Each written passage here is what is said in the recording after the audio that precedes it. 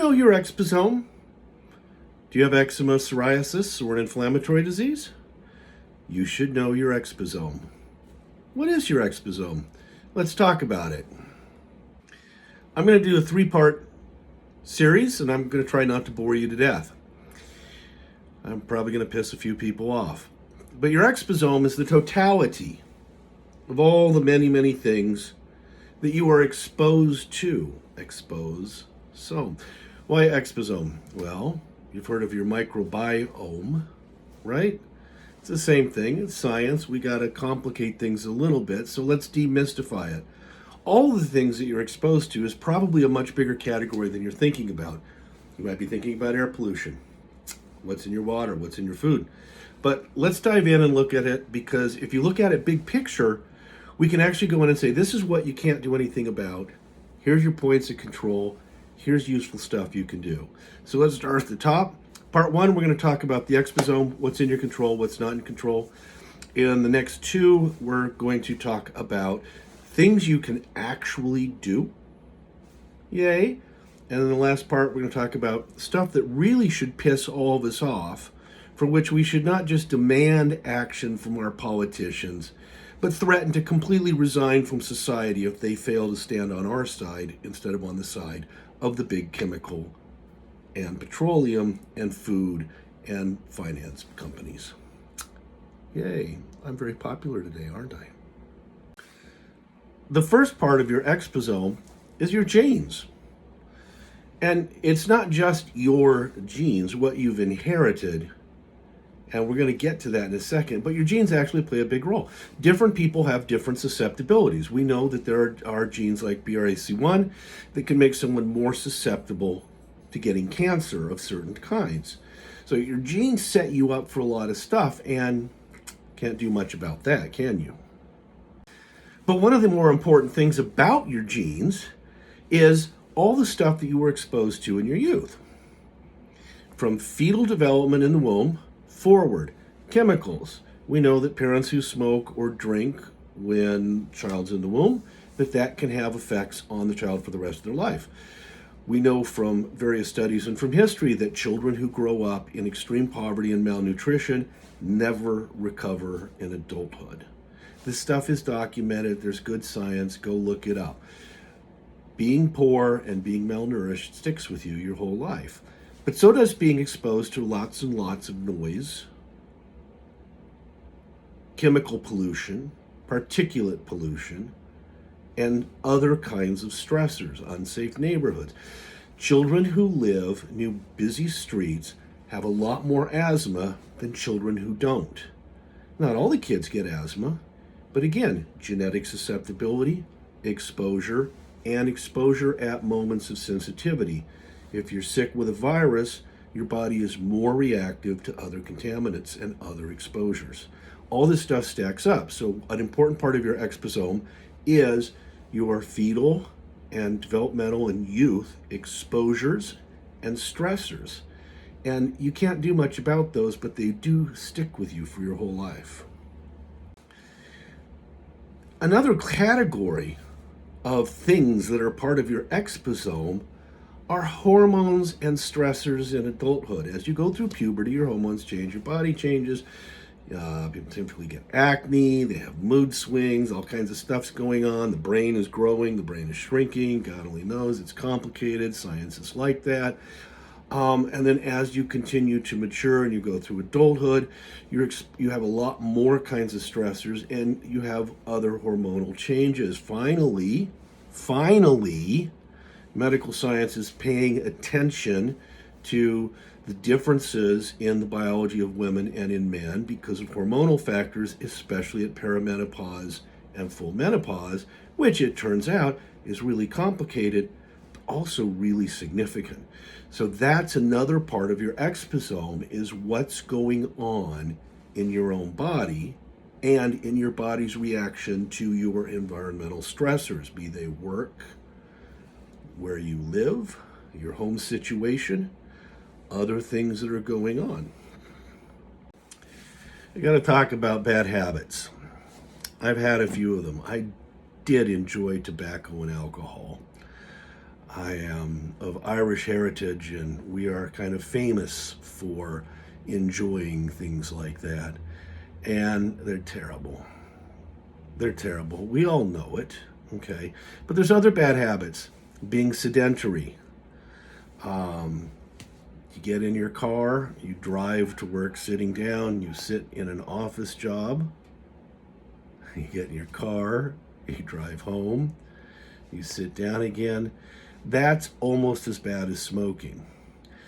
There's a lot of other things that fall into this same general category. So part of your exposome is this, we're talking about this multifactorial set of impacts on your general health and then how that affects your inflammatory system.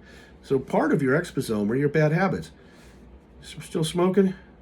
Let me tell you, I quit. Boy, was I a jerk for the first month. Let me tell you, it's tough. It's tough.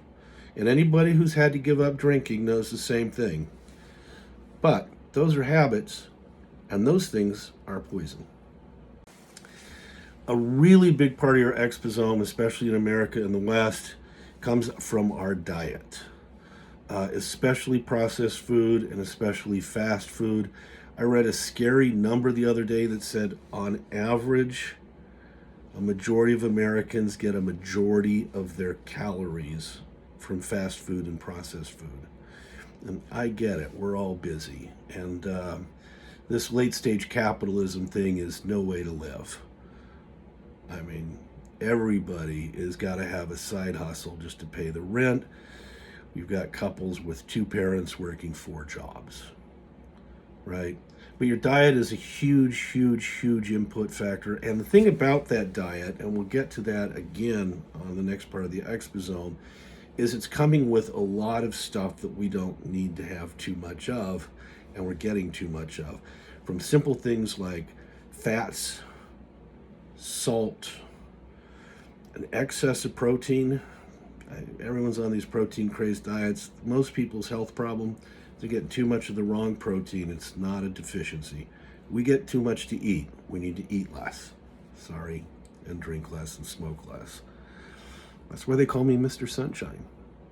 But then we get to the really terribly scary part of it. And this especially goes back to what I was talking about a second ago with the processed and fast foods. Those are loaded with vastly higher quantities of plastic, micro, and nanoparticles from all the processing steps they go through. They're constantly in contact with plastic. Between steps, they're wrapped in plastic, they're cut out of plastic, they're put on plastic, they're wrapped in more plastic, they're extruded into plastic, they're removed from the plastic, they're re-squeezed into more plastic, then they're put in a plastic bag to the restaurant where they're put in a boiler so that they can be cooked in plastic so that they can be served hygienically and quickly and cheaply. Congratulations, micro and nanoplastics. They're in every part of the human body that's been looked at now. Over the last 20 years, we're finding them in the brain. We're finding them in your heart, in your arteries. It correlates to strokes. Really. Gentlemen, they're in your testicles. Ladies, they're in your ovaries and your breasts. And if you're feeding a child, it's in your breast milk. Can't escape it. But if your diet's heavy in processed and fast food, you're getting a hell of a lot more of it. Then we get to things like the PFAS, the forever chemicals. That's in every damn thing now. It's in your water. The new administration has just kind of regulated the testing for it out of existence, it seems. But PFAS is everywhere.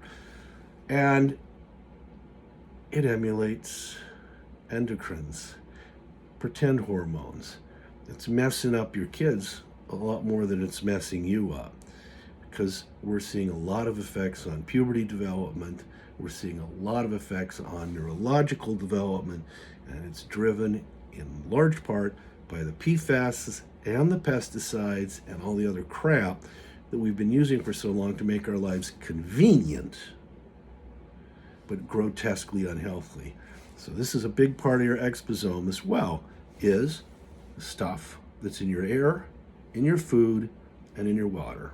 And I just read a paper over this last weekend, and it turns out that the nano and micro plastic particulates are getting from the soil into the vegetables. So there you are trying to eat a healthy diet and having a salad, and you're still getting some. We can't escape, but we can manage. That'll be in the next section. Another part of your exposome are fungi and bacteria from the time you're born. Our digestive system depends on an effective mix of we don't know how many different kinds of bacteria, fungi, and all kinds of other interesting and fascinating microorganisms. And, maybe in a few hundred years of continuous research, we'll have a good handle on what makes for a good gut microbiome. Right now, there's a lot of talk about it. You hear about it all the time: gut microbiome, prebiotic, probiotic, da da da da da da da. Most of what's being sold is snake oil. It's promises, which is to say it's lies. But a good, healthy, and balanced diet is what you're supposed to have. Lots of veg, clean food, blah. We'll get to that later. But bacteria and fungi, you also got to think about them in a different way. For instance, we're having a bit of a drought here in Georgia right now, and we haven't had proper rain in about 2.5 months. We are running at about 5% of our normal precipitation, which means every time the wind blows, we get a lot of dust. The dust is loaded with spores, fungal, bacteria, all that lovely stuff, and all the residual micro nanoplastics that come off of our tires and brake pads and all the other things that we have going on. Breathe that in, your system has a reaction to it. Molds that grow in humid spaces. If you live in a house that's afflicted with mold, you know that can kill people. In young children, it can be a major accelerating factor in the development of asthma. And yet, if we didn't have bacteria, we wouldn't be able to digest our food. If we didn't have fungi, we wouldn't have healthy soil to grow our food. So we need it, but it's part of our exposome. And occasionally, something gets a little out of hand, as witnessed recently with the pandemic. And that just goes to prove that nature is indifferent to our pleasure. So we have to take care of ourselves. And to do that, we also need to take care of the natural world. Looks like I already talked about micro and nanoplastics, so we'll just keep moving. So, that's everything. And if you take all of the everything and you look at the things that you, as an adult human, can do something about, there's some places where you can have some really big effects on your exposome and the amount of stuff that's going on that is making your life more difficult, that's contributing to any inflammatory diseases, it's making your eczema hell, that's giving you flares, and all of that stuff is suck. There are things we can do. There is no one magic bullet, though. That's the point of the exposome, is I see people on Reddit and I hear them on podcasts, and they do this one thing. No. There's no silver bullet. Everything's connected. The nanoplastics bring additional PFAS. The microplastics pick up trace dioxins in the soil, get blown into the air, and you inhale them. All these are exposure routes. Each and every one of those things is making your immune system hyper-responsive, or making it confused, or encouraging it to go on the attack. All right? So, the stuff that's bright, that's the stuff where we have the maximum amount of control on our life, okay? And then the stuff that's not so bright on this chart are the places where we have some level of control, and also the places where we need to hunt down the prior generation of greedy asshole politicians and take each and every one of them to a fucking guillotine. Did I just say that?